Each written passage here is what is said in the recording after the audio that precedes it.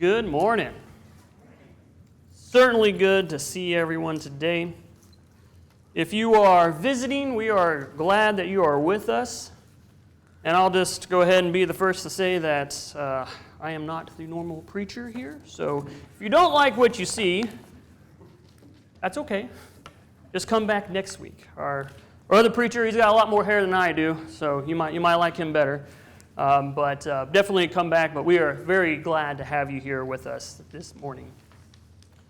Today, as you can see, we don't have a projector. I'm going old school style. We're just going to be using the Bible, and you got to pay attention, okay? But today we're going to be talking about Christian duty. Christian duty. When we think about Christian duty or just duty in general, we think of a service, right? We think of firefighters, we think of police officers, we think of military, paramedics. We think of duty kind of categorized into that kind of role of something that you would volunteer for, right? Something that you don't always have a choice in what you want to do, but something that is kind of told that you have to do. And a lot of times that ties back to maybe a specific job or something that, a role that you must play. I am a B-1 Wizzo, so I sit in the back seat of a B-1, and I'm the weapons system officer, and there are 4 different positions on there. We got a pilot, and the pilot is in charge of flying. That's their duty. We have a pilot not flying, as they call it. So you got 2 pilots, in case one's incapacitated, the other one can take over. And so they're monitoring radios, getting clearances, doing that kind of stuff, running checklists, making sure that the pilot is not trying to kill us. And then you got the weapons officers in the back. That's where I sit. And we're doing radar fixes, we're doing the bomb runs, the actual dropping of the weapons, and I'm the one telling the pilots what to do, make sure I keep time and like, right, chop, chop, we got to keep going. And then you have a defensive officer that sits in the back as well, and they are in charge of moving the jet. If there's an airplane or a threat on the ground that's looking at us, we got to move the jet so we don't get shot down, right? So he's a very important guy to have around. And if somebody doesn't do their job, somebody doesn't do their duty, then all of us can get shot down or the mission could fall apart, lots of terrible things can happen. And so we rely on people to do their duty. I expect that pilot to fly. I expect that defensive officer to move us around so we don't get shot down. And while I'm doing my own job, I don't have to worry about it because they're doing their job. The Bible talks a lot about servants and talks about the duties, and that's kind of what we're going to look at today. If you would, please open up your Bibles and let's turn to Romans chapter 6. Romans chapter 6, we're going to look in verse 16. This kind of sets up the idea of that everybody is a slave to something, okay? Everyone's a slave or a servant to something. So let's pick up in verse 16. It says, "Do you not know that when you offer yourselves to someone to obey them as slaves, you are a slave to the one whom you obey, whether you are slaves to sin, which leads to death, or to obedience, which leads to righteousness. But thanks be to God that though you used to be slaves to sin, you wholeheartedly obey the form of teaching to which you were entrusted, and have been set free from sin, and have become slaves to righteousness." So the idea here is that we're all slaves to something, whether it be sin or righteousness. Obviously, you can tell what side you want to be on, but no matter who you are or what you are, you're either on one side or the other. But what I'm going to do is I'm kind of use the word, I know slaves is not always one that we always like to use, especially nowadays, but we're going to use the term servant because it's very similar to that. With a servant, though, you've got duties. Okay, a servant has duties. As we read in Romans, we're all servants to something. We were used to be slaves to sin. Now that God has taken over our lives, now we are a slave to Him. With servants, you don't live for your own will, right? You are there to serve your master. Okay, Paul reminds us of that. If you turn over to 1 Corinthians chapter 6, verse 19. Paul here is talking to the Corinthians about their lives. Everything's kind of falling apart, and so he tries to correct them on some of their behavior and what they're doing. But if you look in chapter 6, we're going to start in verse 19. It says, "Do you not know that your body is a temple of the Holy Spirit, who is in you, whom you have received from God? You are not your own. You were bought at a price. Therefore, honor God with your whole body." So once again, we belong to God. As Christians, we belong to God. God is our master, and we are here to serve him. Servants don't live for their own personal glory, but they're there for the will of the master. So we all understand that, yes, we have, servants have duties. And with servants, duty is expected. Duty is expected. Let's turn over to Luke chapter 17. Luke chapter 17. We're going to pick up in verse 7. Luke 17, verse 7 says, "Suppose one of you had a servant plowing or looking after sheep. Would he say to the servant when he comes in from the field, 'Come along now and sit down and eat'? Or would he not rather say, 'Prepare my supper and get yourself ready and wait on me while I eat and drink? After that you may eat and drink'? Would he thank the servant because he did what he was told to do? So you also, when you have done everything we're told to do, should say, 'We are unworthy servants. We have only done our duty.'" Kind of a lot to unpack in there. Well, when you think about, if I was to hire someone to come and clean my house, I would not do that. But if I did do that, and they came in and they cleaned, I would probably be, when I go back and look at their stuff, I'd be like, okay, great, you cleaned. That's what I expected, right? You expect, if you're hiring a cleaning crew, what do you expect them to do? You expect them to clean. We would probably be like, you missed a spot over there, right? But that's kind of this mindset here. You're expected to do your job. A lot of times when you get a new job or you have a new boss that comes in, usually one of the first meetings you have is that expectations meeting. That's everybody's favorite because they come in and they kind of lay down the framework of, all right, this is what I expect of you to do, right? How many of you all get a reward for coming to work on time? Not very many people do that. Wish we would. Sometimes we need that, but that's expected, right? I expect you to show up to work to the point where I'm not going to tell you. I'm just going to point it out if you didn't make it to work on time. I remember taking college classes, and you would get credit for attendance, and that was always great because it was like, yeah, free points. And it's kind of sad that you have to motivate people just for attendance. You would think that would be expected, but it's not. It's not. So duty is not extra credit, but it is the standard. As we read there in Luke, it talked about how the servants are there to serve, and that they're going to serve the master first, and then they're going to get their food, even if they've been working all day.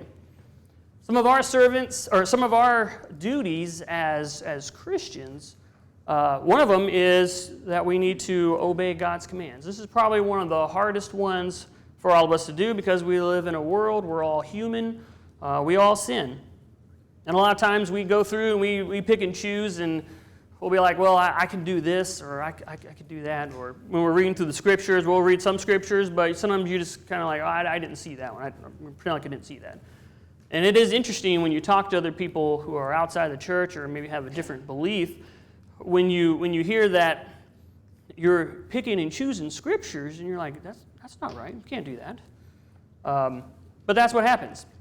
If you turn over to Ecclesiastes chapter 12, it's kind of a hard book to find in there, but Ecclesiastes chapter 12, we're just going to pick up one verse out of there, but it goes through this idea. This is before the idea of heaven came about. And in the book of Ecclesiastes, they're talking about how everything is meaningless, right? Wisdom is meaningless. Your time is meaningless. Working is meaningless. Riches are meaningless. All these things is meaningless under the sun. But in verse 13, he kind of sums it all up. And it says there in verse 13, "Now that all has been heard, here is the conclusion of the matter. Fear God and keep his commandments, for this is the whole duty of man. Obeying God and walking in the light. This is probably one of the toughest duties that we have as Christians, but it's an expected duty. It is an expected duty of us to be able to fulfill that and to go on and live our lives differently than those around us.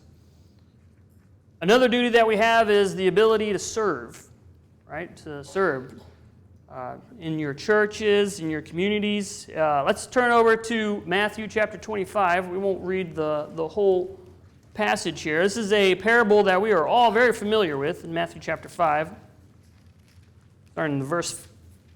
Starts in verse 14, but this is the parable of the talents. And what we read here is that a master is going out on a journey, and he has entrusted his servants with a sum of money. It's called talents. I, growing up, didn't realize that there was two different things, talents is money, or talents as in these are the gifts that you had. That's what I thought for the longest time growing up. But talents is referring to a sum of money. And so he gives this money to his servants and says, hey, I'm going to entrust these to you all while I'm out, while I'm gone. And so the servants do various things with it, but the point is they'll go out and do different things, right? And so some of them were able to make extra money out of it. They were able to increase their size. But one servant in particular just decides that they're just going to hold on to that and then bury it. Okay? They just bury it. And the principle behind here is when you are given something special and something that you need to work with, you don't need to just bury it, hold it inside, but you need to actually use it to encourage others. And so, as the story goes about, we'll pick up in verse 30.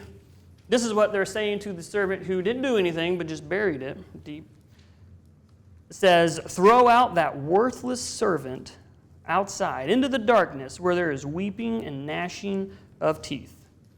Brothers and sisters, we got to use our gifts. We all have gifts. We are all here. And it is our duty. We are expected to use the gifts and the talents that we have to help others. And no gifts is too small. We have sign-up sheets in the back for teaching classes and the things that we do there. Those are all wonderful things, right? Teaching kids. I remember growing up, we would babysit kids, and that's exactly what I want to do on a Saturday night is sit around and babysit kids.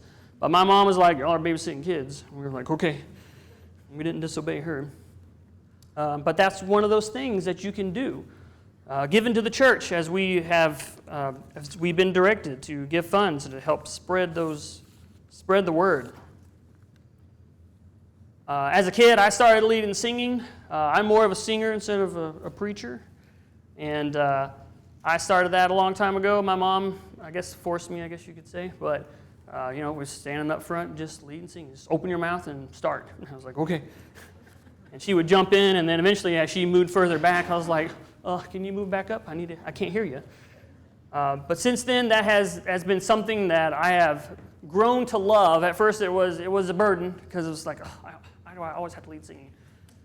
But then as time went on, I realized that, okay, well, this is something that I can do. I realized that I can contribute through that. Since then, we've been in the military. I was a military kid growing up, and then we've been military moving around.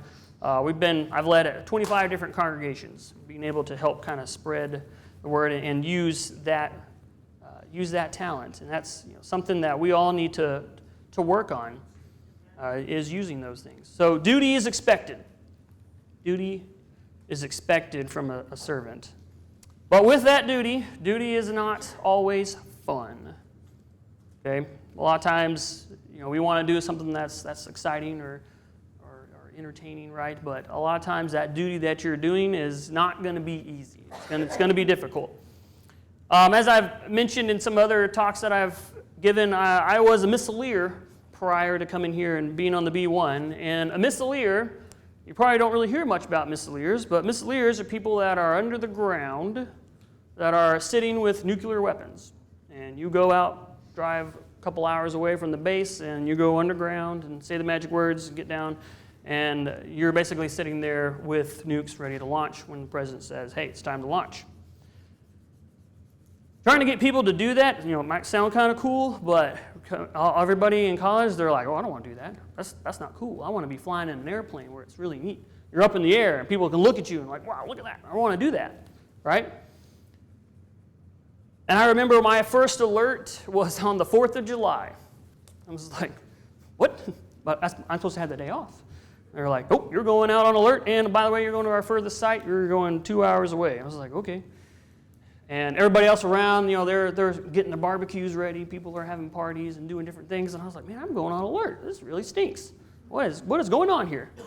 I pulled that alert, and at that time, you're like really nervous. And I remember when my crew partner went to sleep, and I'm sitting there at this console, and it's beeping and flashing at me. And I'm like, man, there are nukes on the other side of this. What is happening? I'm in charge of this. And I remember coming back from alert, talking to people and seeing people, and I was like, man, y'all have no idea what just happened. What just happened in my life? I just pulled alert. This is crazy. And as of right now, as we're sitting, there are 90 missileers sitting underground right now, ready to answer the nation's call. And if y'all are keeping up with world news, it's a little heightened right now. So that's one of those things. That's a duty, right? That is a duty to protect. Duty to protect America. We've been doing that for 60 years with 0 days off. And though it's not fun, you have to do it, okay? You have to do it. When we think about raising our kids, kind of get something that everybody can relate to, sometimes raising kids is a real pain, right? You want them to do the best things. You want the best things for them. You try to give them advice. You try to help them out. You're like, hey, let's not do this. You should do this instead. And then sometimes they take that advice, and sometimes they're like, I don't want to do that. And it's very frustrating. Right now we've been watching a lot of sports, a lot of random teams, because we're not in football season. That's really the season that counts. So we've been watching a lot of different things. I've actually watched hockey for the first time this year, and it was great until the Dallas Stars lost, but that's okay. But trying to get my kids to understand who we cheer for. And a lot of times I'm like, hey, we got to cheer for these people. And then they're like, well, I don't like them. These guys have cooler uniforms. I'm like, no, we don't do that. We're from Texas. You don't cheer for a California team. They're like, yeah, but they have cool looking uniforms. I like their mascot. That's a lot of one that kind of gets them.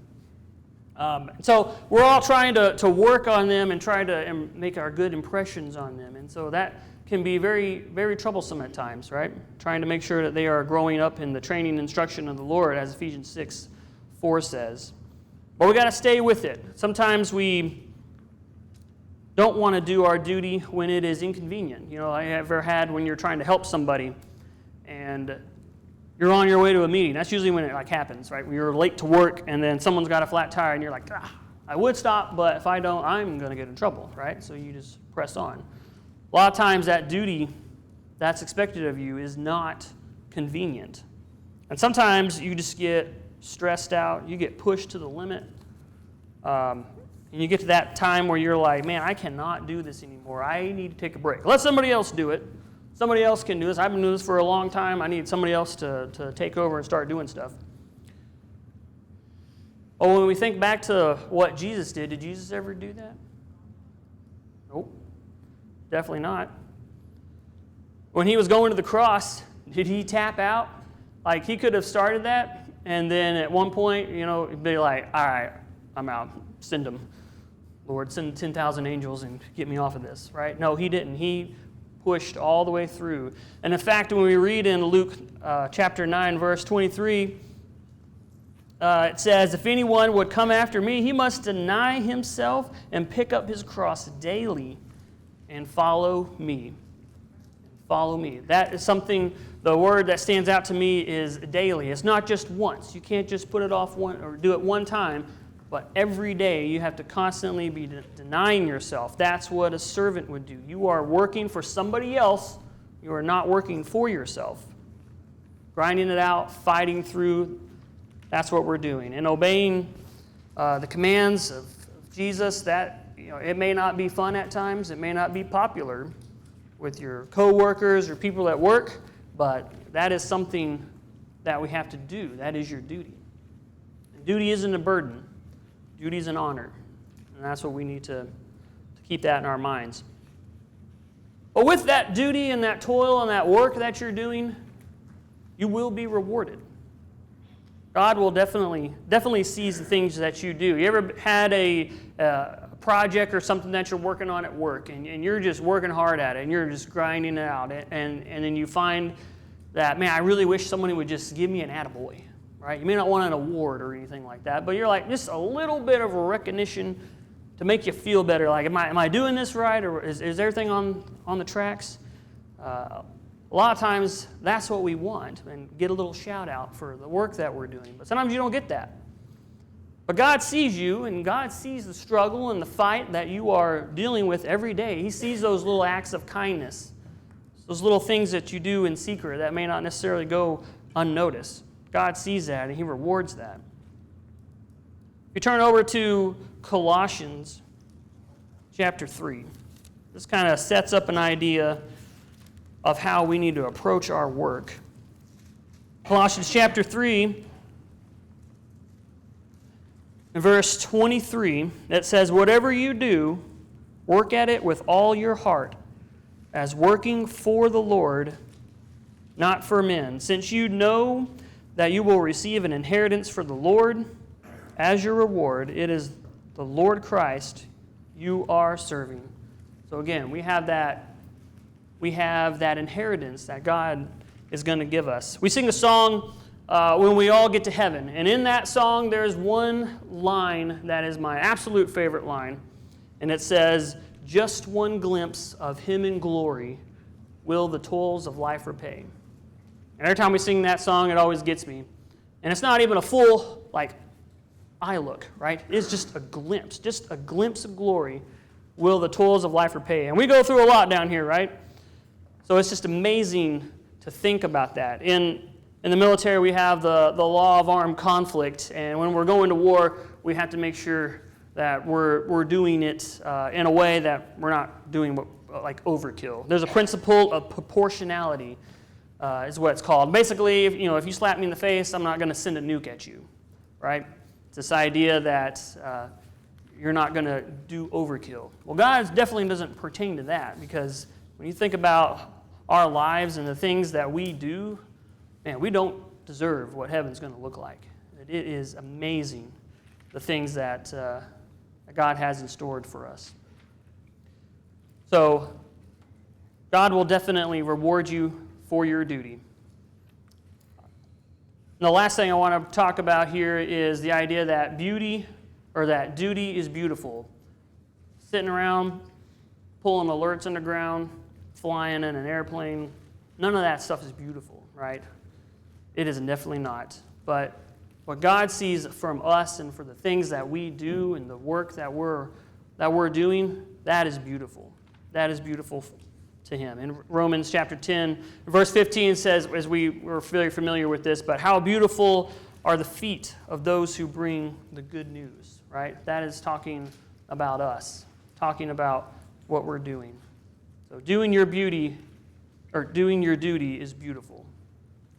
And God appreciates everything that you do. And while the world may not celebrate that work and see that work, God definitely does. And He is going to reward us. So in conclusion, we'll kind of go over what we talked about today. Servants have duties, right? Servants have duties. And that duty is expected.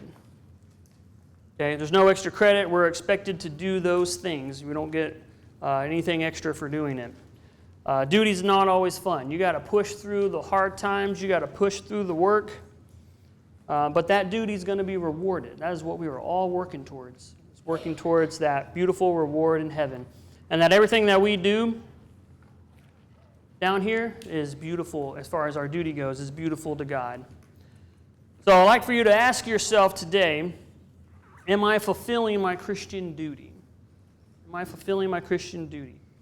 Have I gotten distracted? Have I lost focus? Have I become more self-focused? Am I getting stagnant in my work? Right? It is hard down here when you're fighting in the trenches and you're working hard, but God sees what you're doing, right? God truly understands the work that you're doing, and He has not forgotten about us, and we will be rewarded for our efforts. And it may be that you need the prayers of the church this morning or looking for strength or guidance, or maybe that you've decided to follow Jesus and to put Christ on in baptism and start that walk, start that journey, begin that Christian duty. It's never too late to start that. Whatever your need might be today, please come forward while we stand and sing.